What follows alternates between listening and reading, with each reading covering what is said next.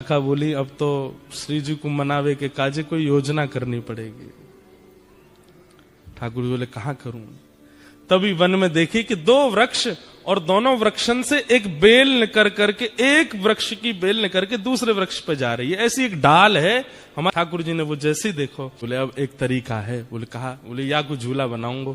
ठाकुर जी ने सुंदर झूला सजायो, वहां पे पाटो लगायो, सुंदर वहां पे एक गद्दा बिछा दियो, वहां पे सुंदर पोशाक धर दी, इत्र आदि लगा दिए, सुंदर तैयारी करके बिल्कुल झूला झुलावे की करके तब श्याम सुंदर गए। ऐसो मान नहीं कीजे हठ छोड़िए अली, ऐसो मान नहीं कीजे हट छोड़िए अली। सब ने खूब मना ली, श्री जी नहीं मानी तो फिर अब ललिता विशाखा भी, उनको भी दया आ गई। अरे श्याम सुंदर इतना मना रहे हैं, श्री जी नहीं आ रही हैं। तब ललिता जी जाती हैं और किशोरी जी से कहती हैं, हो तेरो रसिक प्रीतम मग जोवत खड़ो, तेरो रसिक प्रीतम मग जोवत खड़ो।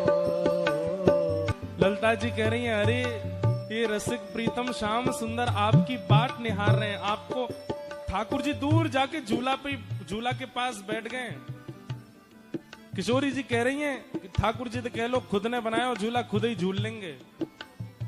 तो ठाकुर जी संदेशा भिजवा रहे हैं, बोले जब तक श्री जी प्रसादी नहीं करेंगी तब तक ना बैठूंगा, पहले श्री जी प्रसादी कर दें तब बैठूंगा। सब सखीन ने जाकर के श्री जी को मनायो, हे श्यामाजू ऐसी मेहनत ते छोटे छोटे हाथन से झूला बनायो है, पाटो बिछायो है, वापे रेशमी वस्त्र डारो है।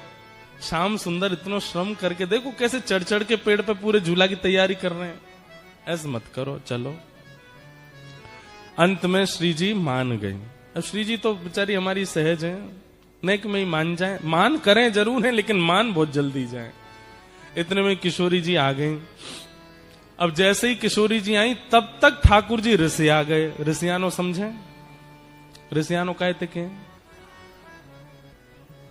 ऋषियाना एक अलग भाव है। ऋषियाना का मतलब ये होता है कि जैसे पहले तो देख लो, हमारी बात मान लो, देख लो, खा लो, देख लो हमने बनाया आपके लिए, प्लीज पालो, देखो हम तुम्हारे लिए ये किया, ये देख लो, ऐसे मत करो।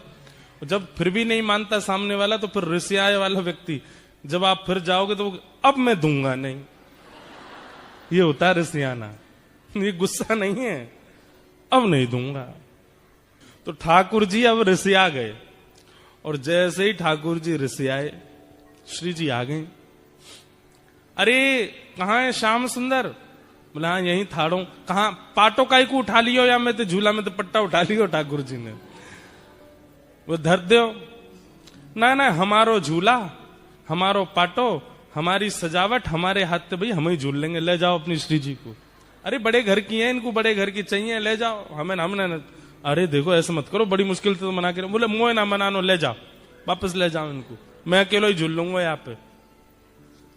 तो अब यहाँ पे दूसरा विवाद हो गया। श्री जी और ठाकुर जी दोनों में थोड़ी सी होड़ रह गई। तो श्री जी बोली, अब तक तो बोली नहीं, श्री जी बोली मैं तो यहीं पे बैठूंगी और यही पाटे पे बैठूंगी। ठाकुर जी बोले कोई जिद है? मैंने बनायो, मेरो पाटो, आप कहीं को बैठोगी? बोले मैं तो बैठूंगी, तुम जाके दिखाओ यहाँ पे। ठाकुर जी जान लगे तो सखीन ने घेर लिए। बोले जान नहीं देंगे, हाथ पांव बांध के पकड़ के बंसी वंसी तोड़ ताड़ के धर देंगी तुम्हारी। भाई श्री जी बैठेंगी अब तो। बड़ी मधुर लीला। तो फिर ठाकुर जी बोले अब ठीक है बैठेंगी, लेकिन अब ठाकुर जी बोले मैं पाटो तो लगा दूंगा पर पहले मैं बैठूंगा। श्री जी बोली ललिता जी कह दो इनते। बोले बैठूंगी तो मैं ही पहले। ठाकुर जी बोले मैं पाटो लगा दूंगा, इन्हें झूलना, ये झूल लें, पहले मैं झूल के चलो जाऊंगा तब ये झूलेंगी। अब तो ऐसी स्थिति बन गई, सब सखी सब तो ललिता जी बोली एक काम करेंगे। बोले क्या? एक प्रतियोगिता रखते हैं, उस प्रतियोगिता में जो पार हो जाएगा वो पहले बैठेगा। ठीक है, हाँ हाँ। ललिता विशाखा जी बैठ गई एक कोने में जाके। बोले अब आप दोनों कुछ करो जिससे हम रीझेंगी, उसको पहले बैठाएंगे। तो किशोरी जी बोली मैं बाद में करूंगी, पहले इनते करवाओ। ये जो करेंगे उसका काट मैं करूंगी। तो ठाकुर जी बैठ गए तुरंत और कहा करने लगे, जी गायन करने लगे और बोले सामान्य नहीं गा रहे हैं, बोले ऐसा गायन कर रहे हैं, ऐसा गायन कर रहे हैं कि कोटि कोटि काम कंदर्प दर्प दलन करने वाले लग रहे हैं ठाकुर जी। ललिता विशाखा तो मोहित हो गई ठाकुर जी पे, ऐसे ऐसे तान लेवे, ऐसे ऐसे गावे, ऐसे ऐसे मधुर स्वर कान पे हाथ धर के लगावे। ललिता जी तो सुध बुध खो करके और ठाकुर जी के पक्ष में ही जा रही हैं, पाटा लेके बैठी हैं दोनों, तो जिसको पाटा देंगे वो पहले बैठेगा। ललिता जी तो बिल्कुल तैयार है गई, बोले मैं तो इन्हीं को पाटो दूंगी, कैसे गा रहे हैं, देखो कितना मधुर है इनको स्वर। इतने में श्री जी ने आंख दिखाई, बोले माया जाल है, फंसना नहीं इसमें, अभी हमारी बारी तो आने दे। गा रहे हैं ठाकुर। बोले लेकिन जब हमारी किशोरी जी गाती हैं तो ठाकुर जी भी फीके लगते हैं, किशोरी जी के सुर के आगे तो ठाकुर जी को सुर भी ना चल पावे, हमारी लाडली जी तो उनसे भी आगे। तो ठाकुर जी ने अपनी सबरे जोर लगा दिए, पहले झूला पे बैठ हुए को खूब गा दिए, ऊट पटांग जैसा उनको भाव आयो गा दियो। अब बारी आई किशोरी जी की। आहा, ठाकुर जी बोले देखो श्री जी कैसो गायो मैंने, अब गा के दिखाओ। अब ठाकुर जी तो गा रहे थे ललिता विशाखा की ओर मुख करके, किशोरी जी बोली अब मैं गाऊं।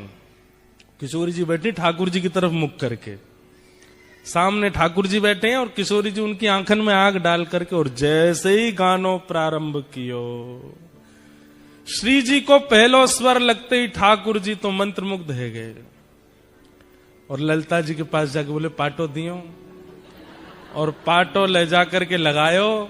श्री जी गा रही हैं, अपने अंक में श्री जी भर के उठाए ली और ले जाकर के पाटे पे विराजमान कर दी है। और फिर क्या कर रहे हैं ठाकुर जी, ठाकुर जी के स्वर की प्रशंसा तो ललिता विशाखा ने करी है, लेकिन किशोरी जी के स्वर को सुन के ठाकुर जी ने पाटो लगायो, किशोरी जी को बैठा दियो और दूर से कोई तृण लेकर के आए और कहीं हमारी नजर नहीं लगे, ऐसे तृण तोड़ करके और किशोरी जी की बलैया लेने लगे। श्री जी को झूला पे बिठा दियो।